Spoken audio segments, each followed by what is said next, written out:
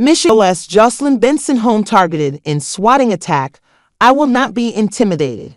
Michigan Secretary of State Jocelyn Benson said Monday her home was the target of a pair of swatting attacks within the span of 48 hours, meant to threaten her as the state's top elections official.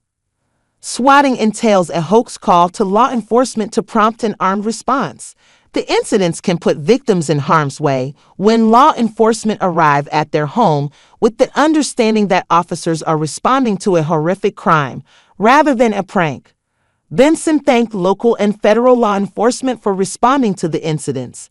Swatting is a form of political violence that is horrific, dangerous, and intended to terrify its victims, Benson wrote in a social media post on X, shared Monday night.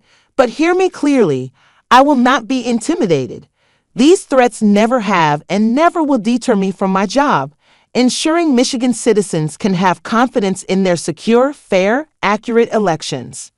Michigan's Secretary of State office did not immediately respond to a request for further details, including whether it was her Detroit home that was targeted, whether law enforcement will launch an investigation, and any information that shows how Benson knows the perpetrator was targeting her because of her job. A request for comment was left with the Detroit Police Department. During a prior tumultuous election year, Benson's home drew protesters opposing former President Donald Trump's loss in Michigan in 2020 in a late-night demonstration she has described as another effort to intimidate her. The demands made outside my home were unambiguous, loud, and threatening.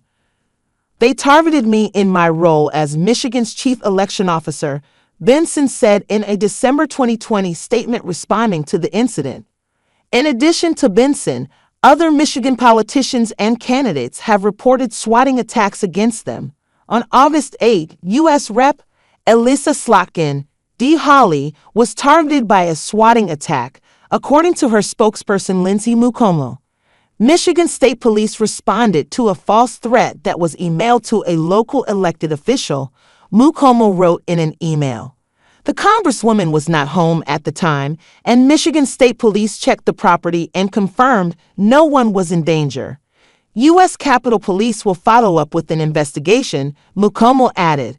The next day, Slotkin's GOP opponent, former U.S. Rep. Mike Rogers, Brighton, in the race for Michigan's open U.S. Senate seat, reported a swatting attack against his family members at their Livingston County home. Michigan State Police responded to the false threat, and thankfully no one at the home was harmed, said Rogers for Senate Communications Director Chris Gustafson in a statement Friday.